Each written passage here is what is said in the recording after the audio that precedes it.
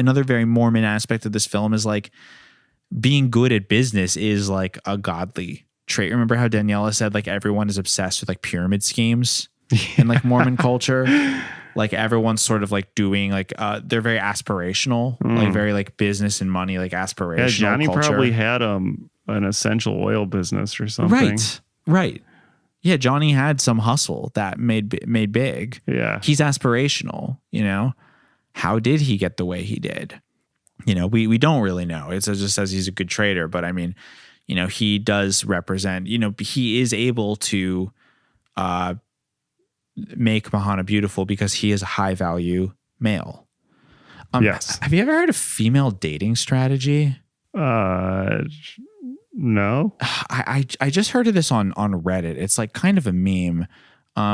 It's like a subreddit, r/female dating strategy, or FDS, notably similar to LDS, I will say. Interesting. Just a coincidence here, but it is basically, you could compare it to pickup artistry for women, even though it's different.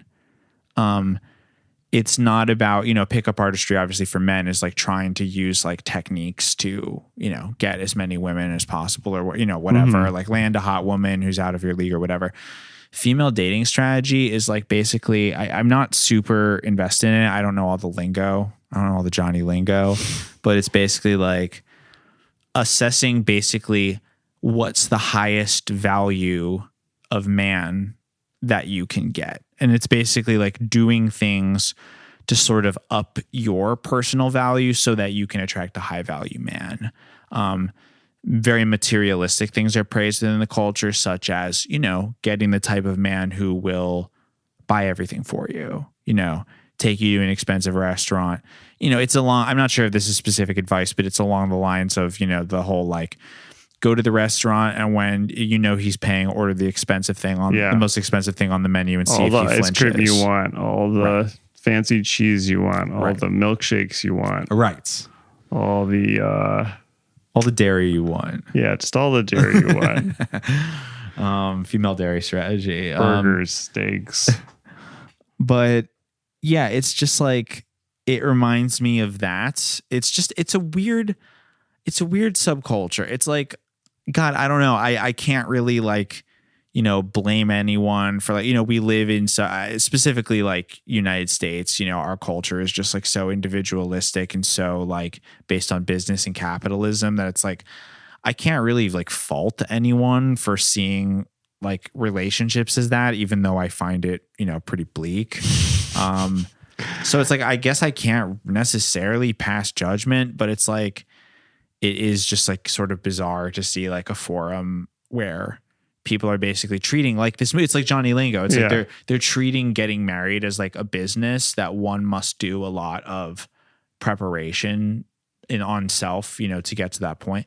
You know, is that like necessarily wrong? I don't know, but just like having a lot of people like quantifying it and having their own like lingo and like strategies that they collectively agree on is just like, it just feels weird. I don't know what to say. Johnny Lingo feels like that. Can we just keep it simple? Right. But I mean, Mahana didn't even have to try necessarily. You know, she had, lucky her, she had a high value man, according to the FDS lingo. She had a high value man who did all that work for her. Because he liked her from childhood, it turned out. Yeah. So, but what's the story really about at that point? Right.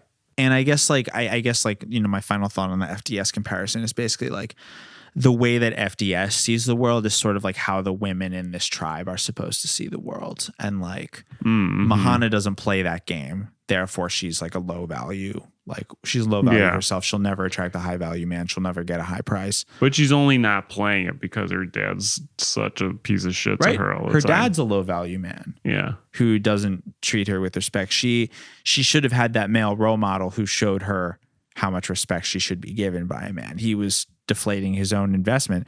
He was upset he only had 2 cows to throw at this woman. Yeah. You know, the cycle perpetuates itself. This movie's fucking bleak. It's really weird.